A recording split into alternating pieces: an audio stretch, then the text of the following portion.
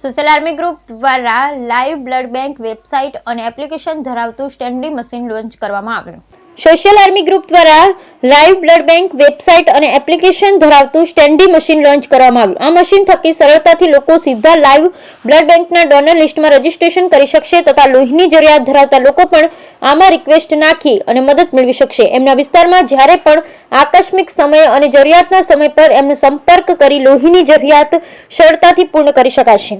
આ મશીન સુરતના વિવિધ વિસ્તારમાં શોરૂમ, દુકાન, મોલ અને દરેક જાહેર સ્થળ પર જ્યાં લોકોની અવરજવર વધારે રહેતી હોય ત્યાં ઇન્સ્ટોલ કરવામાં આવશે અને આ મોડેલને આવનારા સમયમાં વિસ્તૃત રીતે જાણકારી માર્ગદર્શન હેઠળ સમય પ્રમાણે ભારતના વિવિધ શહેરોમાં પણ કરવામાં આવશે જેથી લોકોને આકસ્મિક અને જીવલેણ બીમારી દરમિયાન લોહી માટે પડતી હાલાકીને સરળતાથી નિવારી શકાશે। Bureau report Sunil Ganjawala.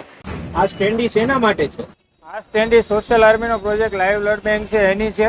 અમે લોકો રસ્તા ઉપર ઊભા રહીને જે ડેટા કલેક્શનનું કામ કરતા હતા એ હવે અમે ડિજિટલ માધ્યમથી આ સ્ટેન્ડી દ્વારા કલેક્શન કરવાના છે એના માટેની છે।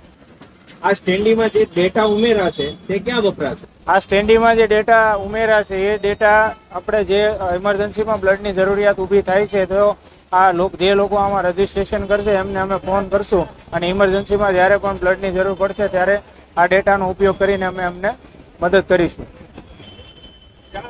લોકોને શા માટે આ સ્ટેન્ડીમાં પોતાનો ડેટા એડ કરવો જોઈએ?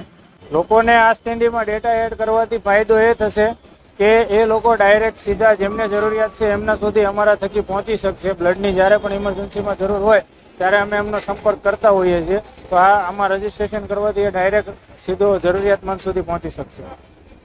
આમાં કેવી રીતે લોકો પોતાનો ડેટા એડ કરી શકશે? આ સ્ટેન્ડી અલગ અલગ શોરૂમ અને અલગ અલગ વિસ્તારમાં રજીસ્ટર્ડ થશે તો આ સ્ટેન્ડીમાં અમારું આ એક વેબસાઇટનું પેજ છે એમાં બીકમ અ ડોનરમાં ક્લિક કરીને એમનું ફોર્મ ફિલઅપ કરી શકે છે। નામ, age, date of birth, address, mobile number, blood ગ્રુપને આ બધી ડિટેલ્સ સિલેક્ટ કરીને સબમિટ કરશે એટલે અમારી વેબસાઇટમાં આ ડેટા અમારી પાસે આવી જશે। Thank you.